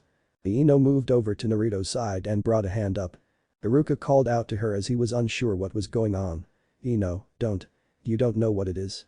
Ino looked at Iruka like he was an idiot. It's Naruto. She poked his cheek to see if she could get a reaction, but so far nothing happened other than the poking. She pulled back her hand and looked at her finger as if something was supposed to happen to it, but so far nothing. Hanabi saw this and gained a smirk. She moved to the other side of the boy and brought her hand up to run her fingers down his cheek. Hinata blushed at what her sister was doing. Hanabi. What are you doing? Hanabi looked at her sister and pointed at his face. I've been wanting to know if those whiskers were actually on his face or if he drew them on. This was the best chance to see if they were real. If I asked him, he might lie and say something stupid. You can't tell me that you weren't curious about them. Hinata blushed as she also had that curiosity. Satsuki giggled at that as she looked at Hanabi. So are they? Yep. They feel weird when you run your finger on them. Satsuki let her curiosity get the better of her and moved over to Hanabi's side and ran her finger on the lower whisker mark. Sasuke's eyes widened in shock as he saw what his sister was doing. Iruka cleared his throat to get their attention. Alright, girls, let's stop touching Naruto's face. There's a statement I never thought I would say. Mizuki already had a kunai in his hand as he wanted any sort of excuse to kill the kid, but so far this wasn't enough. Especially with witnesses. Do something. It was then that Naruto's eyes shot open and he let out a gasp. This action caused all of them to take a step back with Ino, Hanabi, and Satsuki falling on their rear. Mizuki was startled enough to throw the kunai at the boy's head as a jerk reaction. Naruto, though, fell to the ground in time for the kunai to fly over his head. He groaned as he hit the ground and clenched his eyes. Ow. What the hell? Biba stepped forward and asked. Dude, what the hell was that? What were you doing? Naruto looked up at Kiba and asked. What are you talking about? He watched as Kiba began talking, but the noise that was coming out didn't sound like him. In fact, it sounded like a lot of people talking at once. It was when he saw Kiba stop moving his mouth that he realized that he wasn't the one talking. He looked at everyone else to see that they weren't talking either, yet the voices kept going. After looking around he then started to see something around him. It looked like hazy forms of people. At first, they were barely visible, but after a few seconds, they became clear and Naruto started to realize what they were or at least had an idea on what they were based on some of the horror stories and movies that he had been able to watch. He yelped and hugged the tree behind him as his eyes shifted all around him. They began to cloud almost everything and he was starting to lose sight of everything else. He began to shake so much that the tree itself started to shake. This was noticed by everyone and they grew confused as they didn't know what was causing him to be scared. The more observant ones of the group were able to see that he wasn't looking at them, he was looking at something else. Naruto couldn't take it anymore and he jumped off the tree and ran out of the school grounds. Ghosts. The declaration caused the rest of them to blink in surprise at the random action of Naruto. Iruka was the first to get out of his shock as he began to chase the boy. Naruto. Get back here. Sakura looked at everyone and asked. What just happened? Naruto had been bumping into everyone on the street since he had been unable to see anything other than the transparent forms of people. He gave up trying to avoid the ghosts since they were everywhere. Literally everywhere. He couldn't take a step without stepping through one of them and he was just trying to run anywhere out of them. Why the hell are there so many of them? He was able to see a turn coming ahead of him and he made that turn while still in a panic. It was when he ran a few more seconds he froze as there was suddenly a burst of despair. Unbeknownst to him as he was unable to see where he had gone, he was now in the middle of the abandoned Uchiha compound. He grabbed his head as he could still feel the negative aura in the area. I need to get to Chrono. He wasn't sure, but he figured that it was his new status that he could see and feel all this. But how do I get to her? He racked his brain for any sort of solution till he thought back to when he met her and what she did in order to get them to the Grand Palace. He wasn't sure if it would work, but what did he have to lose? Iruka turned the corner and saw Naruto kneeling on the ground and holding his head. He grew worried and ran over to the boy as he called out. "Naruto. Kai." In a shimmer, Naruto disappeared from the compound. Iruka froze as Naruto disappeared from his sight. He looked around to see if he could find the boy, but he couldn't see anything. Naruto. Prano was sitting in a lawn chair as she was enjoying this little break, since there were no discrepancies happening in any of the universes at the moment. Despite the monumental vastness of multiple universes, there were times when all was right with the multiverse. And Chrono used these times to relax. After a minute of this, her head shot up as she could sense a small bit of divine energy coming towards her. Wah-oomph. She looked to her left to see Naruto face planting the ground. She got up and ran to him. "Naruto. How did you get here?" Naruto opened his eyes to see that he was now somewhere he had never been before. But the thing that got him the most was the fact that he couldn't see any ghosts anywhere or feel that negative aura anywhere. "Oh, thank Kami." Prano raised an eyebrow as she sarcastically asked. "You thanking yourself now?" Naruto looked up and was happy to see Prana. He jumped back to his feet and grabbed her by the shoulders. Sight blurred everywhere ghosts. Prano patted his arms as he began to ramble. Whoa, what are you saying?" Naruto took a deep breath as he tried to tell her what had happened before he got here. Supreme Kai. Both Naruto and Chrono looked up to see the arrival of Trunks. Said man landed next to them and looked at the newcomer in confusion. "Who's this?" He looked the boy up and down and could see the Supreme Kai attire, but he assumed that he might have been an attendant to another Supreme Kai. After all, he had seen Gohan wear the same clothes as Universe 7 Supreme Kai. Chrono moved to be in between the two males and gestured to Naruto. "Trunks, this is the new Supreme Kai of Universe 14, Naruto. Naruto, this is Trunks, my assistant in keeping track of the timelines of the universes." Naruto raised a hand for a handshake. "Nice to meet you." Trunks took the hand and smiled down at the boy. "Likewise, though I am surprised that someone so young became the new Supreme Kai of your universe." Naruto used his free hand to rub the back of his head. "Well, it was an accident." Prano nodded before she looked at the blonde. "So, Naruto, you said you were seeing ghosts all around your village." Naruto turned to her and nodded. "Yeah. After I tried to meditate, I opened my eyes and soon saw all these ghosts walking around my village. I couldn't even see where I was going as I ran." He shivered at remembering the feeling of running through so many of them. Prano tilted her head as she wasn't sure what to make of it. She sighed as she figured that she might as well check out what he was talking about. But one thing she wanted to know nagged at her. "I'll see what is going on in your village, but I gotta ask, how did you even get here?" Naruto scratched his head as he thought about how he teleported here. "Well, I wanted to get away from all the ghosts and I thought that you would be able to help me. But I had no clue on how to get to you. But I remembered you saying those two words to get to the Grand Palace, so I tried to focus on you and said the same thing." Prano looked at him incredulously as she said. "You instinctually used a technique you've never used before and it worked." "Yes." Prano slapped her forehead before she sighed in exasperation. "Okay, fine. Let's just go back to your village and we can see what is going on. Mind if I come?" Naruto and Chrono looked at Trunks as he raised his hand to get their attention. "You never know if you need any help with something dangerous." Chrono looked at Naruto. "What do you say, Naruto? It is your universe." Naruto looked at Trunks and shrugged. "Sure, I don't mind. He seems like an okay guy so he can come." Trunks smiled and nodded. Chrono rubbed her head as she had a feeling that her small time off was going to be a problem. "Alright, let's go." She put her hand on Naruto's shoulder. "You may have used it to get here, but I think it best if I take us instead." Naruto chuckled sheepishly as he wasn't sure if he would be able to do it again. Trunks placed a hand on Chrono's shoulder so he wouldn't be left behind. Chrono opened her mouth and was about to teleport them till she remembered something. Toki. Out from the tree came an old-looking owl. Naruto watched it as it flew closer and landed on Chrono's outstretched arm. "Can't leave you here on your own." Chrono smiled at the fluffing of his feathers. She then looked forward and focused on Naruto's world and time. Kai. And with that, they left the den and towards their destination. Skies above Konoha. The four appeared above the village with Naruto yelping as he grabbed onto Trunks' leg. Trunks looked down and instantly knew that Naruto didn't know how to fly. Prano looked behind her to see this and winced slightly. Oops. She made a platform for them to use and Naruto stood up on his own. Naruto looked down at the village and gulped as he saw that he couldn't see it. It looks like they were above the clouds since that was all he could see. White transparent figures and even wisps here and there. If it weren't for the fact that he could occasionally see the tips of a treetop, he would have thought they were nowhere near Konoha. "I still don't want to deal with ghosts." Prano raised an eyebrow as she looked down at the village and turned her head left and right but couldn't see anything.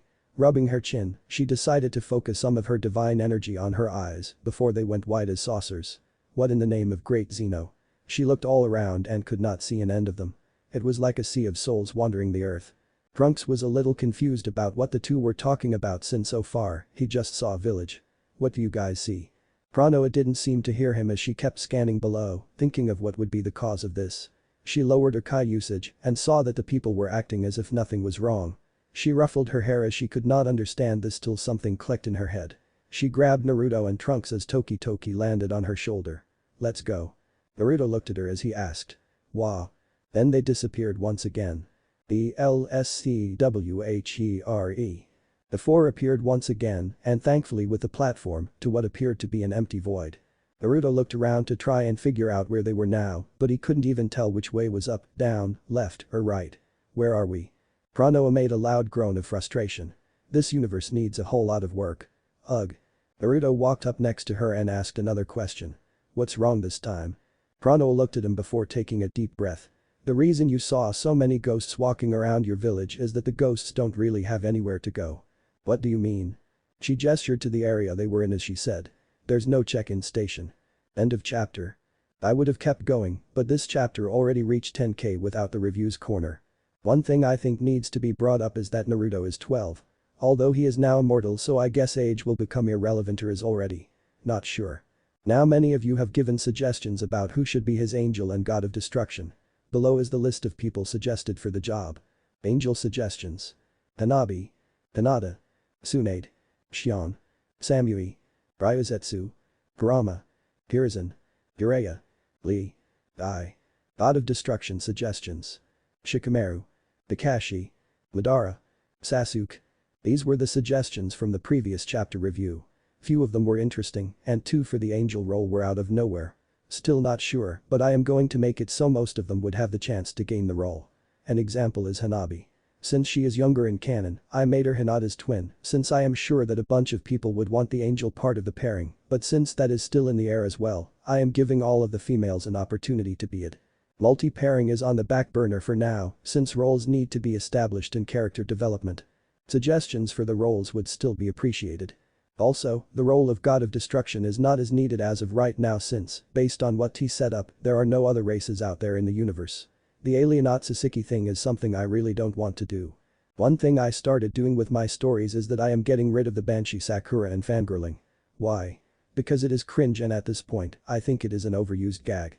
Sasuke being emo is something I can do a bit of, but I got annoyed by the I am an Uchiha elite thing. So I don't think I will bash on him. His sister is there to tone him down really. Also, I said that I might make Hiruzen a negative influence on Naruto. I'm not going to make him an outright bad guy, but I am going to change the relationship between him and Naruto. Also, a friend of mine, who actually watched Boruto, explained to me about another 10-tailed beast being made from a seed.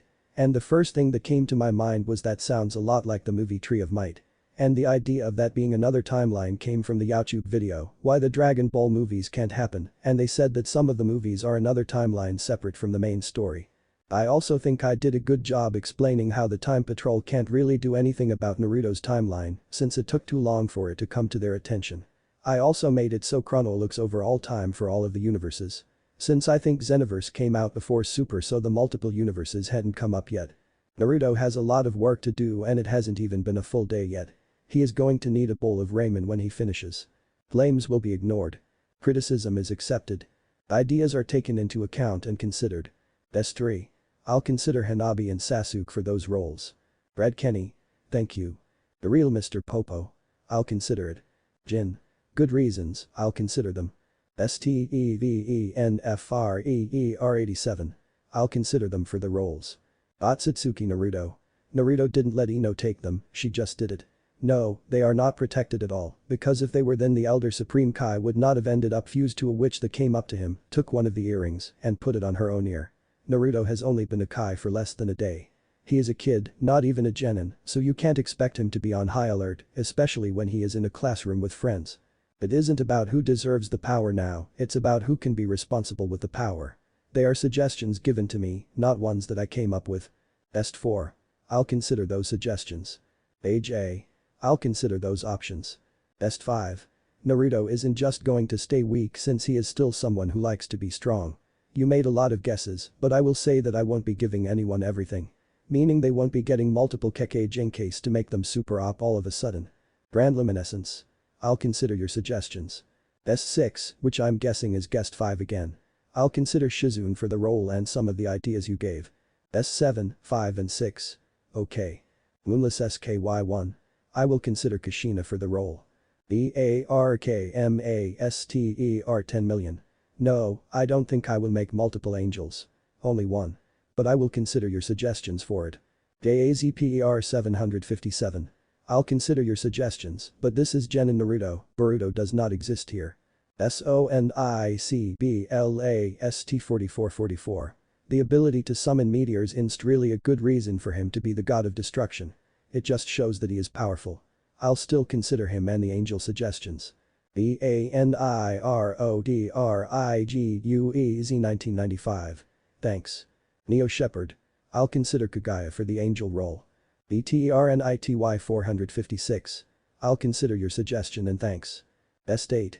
That's one of the few times Satsuki was suggested for God. S9. I'll consider it. Rockandrick. Updating.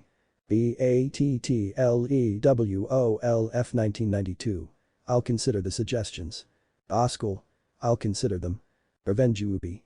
Thank you. Chapter 4. A face-off with death.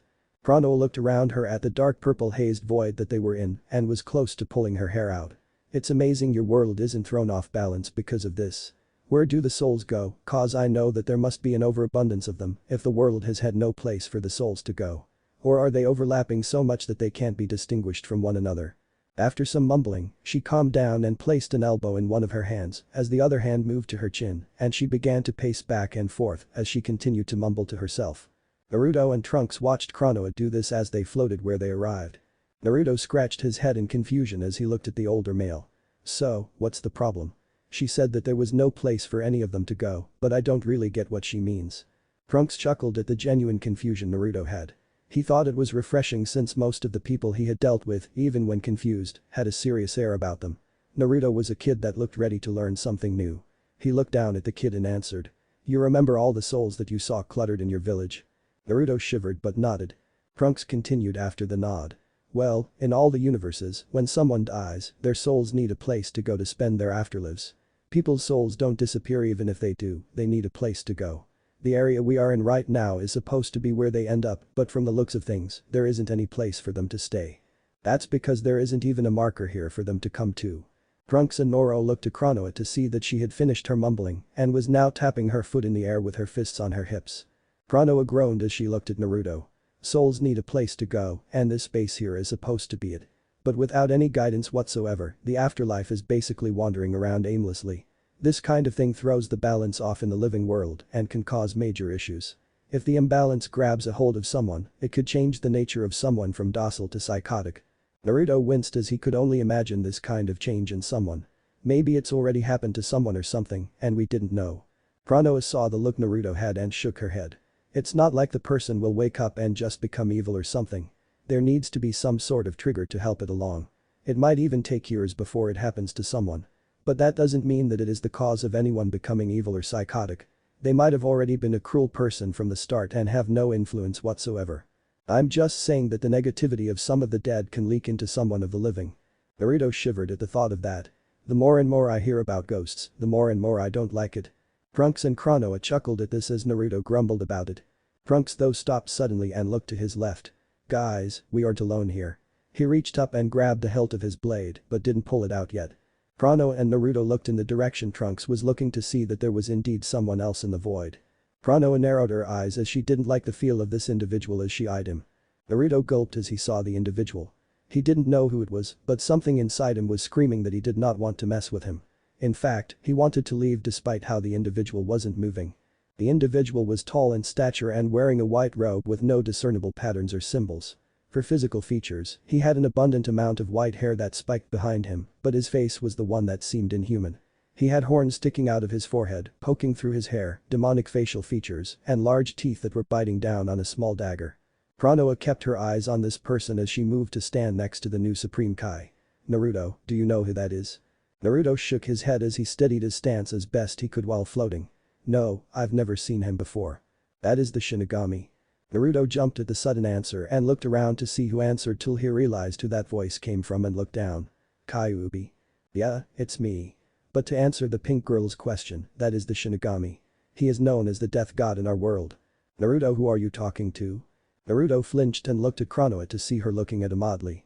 Oh, he wanted to tell her he was talking to a huge nine-tailed stuck in his gut, but he wasn't sure what she would think about him if she found out. What does it matter if she knows? She is a god of time, like you became one when you put those earrings on. I don't think she will care about it, but let's have that conversation later. Naruto took a breath as he nodded. He looked at Konoha and answered. I have a powerful sealed fox inside me, and he told me that that guy over there is the Shinigami, the death god. Toki ruffled his feathers as he caught in disagreement. Konoha frowned at that as she shook her head. That's no god. You yourself are kami since you have divine energy inside you and have the features of a kami. That she pointed at the Shinigami. Is no kami. From what I can feel, it is just a manifestation of negativity that must have leaked into this void and taken form. Whatever it is, it cannot remain. Naruto's eyes widened as he looked between her and the Shinigami. So what are we going to do? I don't know I can handle something like the Shinigami. Konoha shook her head. From what I can feel, you are nowhere strong enough to handle this. You haven't done enough training to be at the level you need to be, but thankfully, Trunks is here to handle this. Trunks hadn't taken his eyes off the Shinigami as he was ready for any movement from it. Hearing what Konoha said, he pulled out his sword and got into a stance to start the battle. Konoha looked at Trunks and spoke in a warning tone. Trunks, I know that you Saiyans tend to want the fight to last as long as you can, and I know that you understand the need to finish things when they need to be finished, and that you only subconsciously do that, but you are to go all out here. Things are already behind schedule in this universe, so finish this as fast as possible. Trunks nodded in understanding.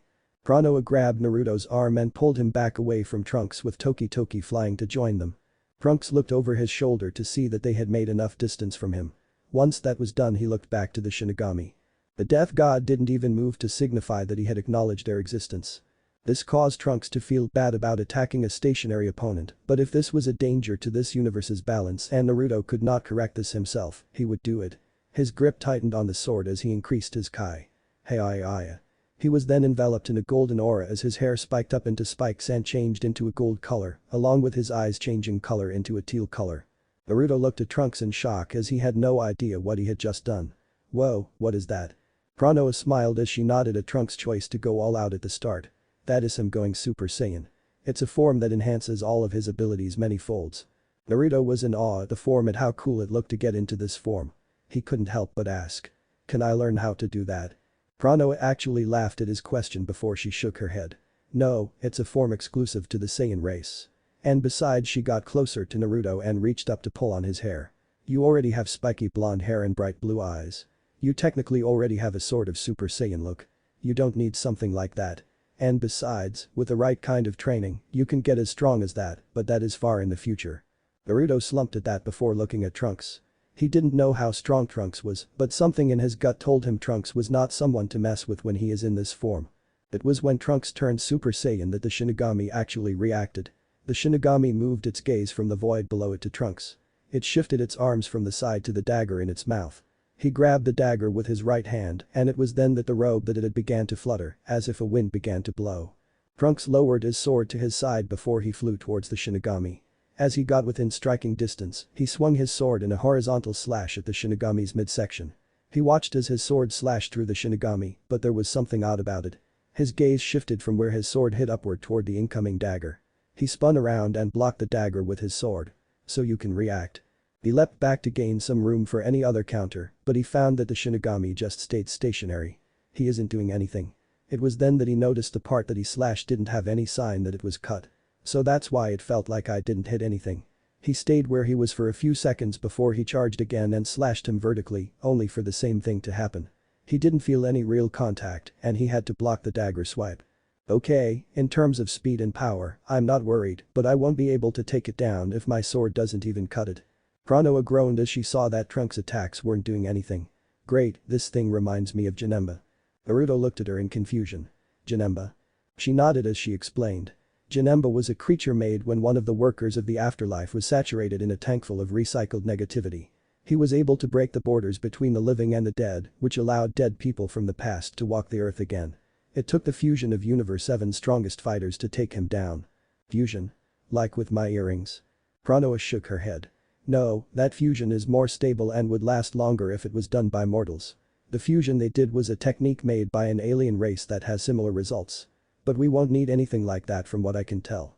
Trunks has more than enough power to handle this, it's just that this Shinigami has the ability to nullify any physical attacks done to it. Naruto looked back to the fight to see that what she said was right. Then should we help? Pranoa tapped her foot in the air as she thought about what they could do. Thinking that this might be a good experience for him, she nodded. Sure. She then used her speed to appear behind him and kicked him toward the fight. Go help. Naruto flew uncontrollably towards the fight as he mentally cursed her.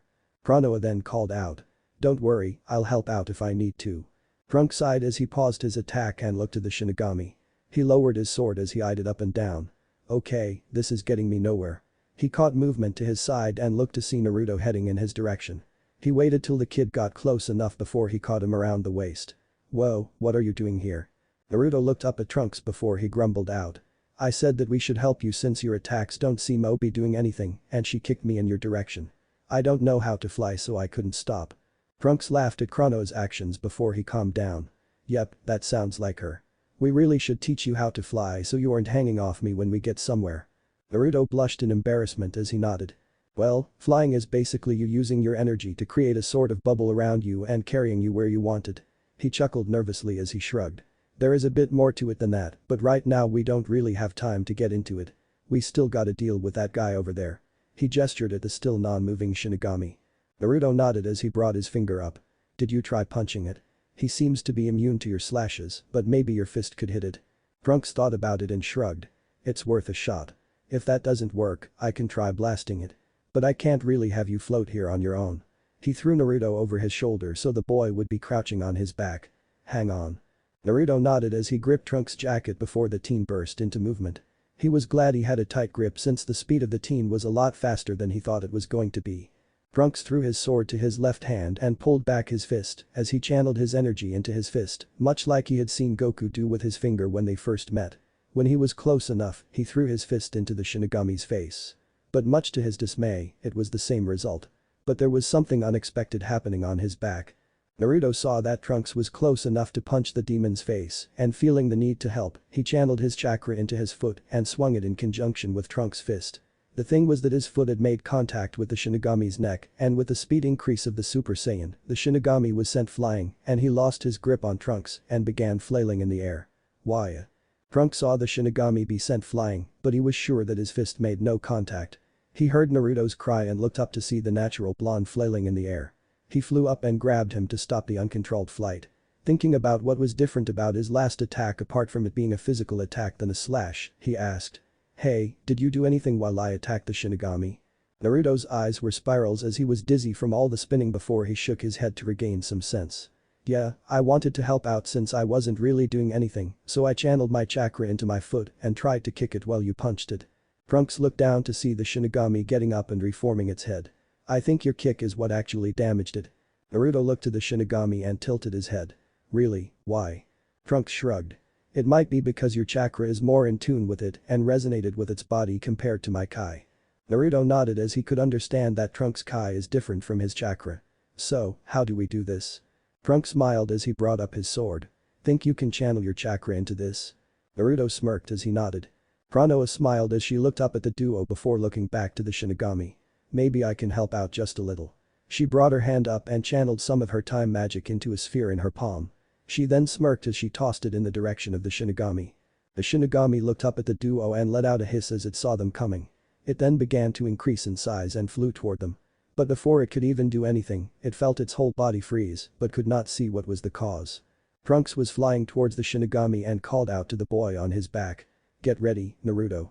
Naruto nodded as he held the sword in his right hand while holding on to Trunks with his left. You got it. He channeled his chakra into the sword and waited till they were close enough. Trunks swerved to the left and past the enlarged Shinigami, with Naruto swinging the sword and slashing at the creature. Trunks then made a sharp turn for another go, and the two made another slash to the Shinigami's body. But there was another effect happening to the Shinigami. Every slash done to its body was tripled thanks to Chrono's magic, repeating the damage done to it with her magic. When Trunks did one more circle towards the Shinigami, Naruto jumped off the teen's back and brought the sword up before bringing it down the large Shinigami's body. Hey. bisecting it vertically. The Shinigami let out a shriek as the two damaged halves of its body began to burst into white flames. Trunks flew down and grabbed Naruto's free hand before flying back to Konoha. Konoha smiled at the two as they lowered to her level. "Good job, you two." Naruto handed the sword back to Trunks before he gave a scowl to Konoha. "Yeah, thanks for the boost to Trunks earlier." With a cheeky smile, she bent forward as she didn't look away from him. "You're welcome." Naruto growled at her before he threw his head back and gripped his hair as he tried not to scream in frustration. Trunks chuckled as he powered down. Well, at least it was a simple battle. It's nice to have an easy fight every now and then. He looked back to where the Shinigami was to see the white flames still burning. "So, should we put that out?" Konoha looked over to the flames and focused her senses on them. It was then that she sensed something else coming from it. "Hold on, this fight might not be done just yet." Trunks turned to the flames with seriousness back in his demeanor and sword at the ready. Naruto did the same as he was ready to help out like before if he had to. The group watched as bursts of the flames separated from the main body and floated in the sky before they dissipated into nothing. Trunks kept his eyes shifting to each of the flame fragments as he wasn't sure if anything would come out of them to attack. Experience taught him to always stay alert till it was sure that the enemy was dead. And he was proven right when the flames began to condense into a figure in the center of it. Konoha and Naruto did the same as they got ready in case they had to fight. Konoha was really starting to think this would be another Janemba situation, as Goku had to deal with this kind of thing before. Suddenly, Naruto gripped his stomach as he felt an intense burning on it. Arg. The other two eyes widened as they did not expect Naruto to be attacked so suddenly. Konoha moved to his side and put her hand on his shoulder as she asked. "Naruto, what's wrong?" Trunks moved to be in front of both of them to protect them from the incoming figure. He went Super Saiyan again and channeled Kai into his blade to start off with an energy slash. The figure in the flames stood up from its crouched position and turned to face the group. Trunks got ready as the figure began to walk out of the flames. Tightening his grip on his sword, he flew towards the figure to stall it as much as he could. He saw the figure throw something at him and with his Kai and his sword, swatted it away. But an instant afterward, the figure disappeared and he felt something kick him in the back. Readjusting himself in the air, he spun around and faced it. This one isn't going to be as stationary as the last one. He heard Naruto groan out again and shifted his gaze to his right where Naruto and Konoha were. "Gotta get this fight away from them." He shifted his gaze back to the figure and his eyes widened when he realized that the figure was looking at them too. Crap. He was about to charge till he heard the figure speak. "Naruto." Naruto looked up from his kneeling position to the figure standing across from Trunks. His eyes widened when he saw who it was that called out his name. "Dad." Konoha. Hiruzen was looking at a group of his shinobi that were summoned after Iruka had come to him and told him that Naruto had disappeared right in front of the man's eyes. "Are your orders clear?" The group of shinobi nodded their heads as they understood that they were to track down Naruto and bring in whoever it was that took him and bring them into the interrogation ward. Hiruzen looked to Kakashi and Tsume Miyazuka as they had the best tracking partners. "You are to use Naruto's scent and bring him back. He is not to be harmed during this mission." Tsume and Kakashi nodded with the latter summoning Pakin. Once that was done, he looked to the rest. "You have your orders. Find Naruto, bring him back, and bring in the one that took him, whoever it is." "Hi." Hiruzen then waved his hand. "Now go." In an instant, they all disappeared to begin their search for the village Jinchuriki. Hiruzen sighed as he rubbed his temples. Someone infiltrated the village, put Naruto in a Jinjutsu, and made FF with him right in front of Iruka. This could pose problems for our village.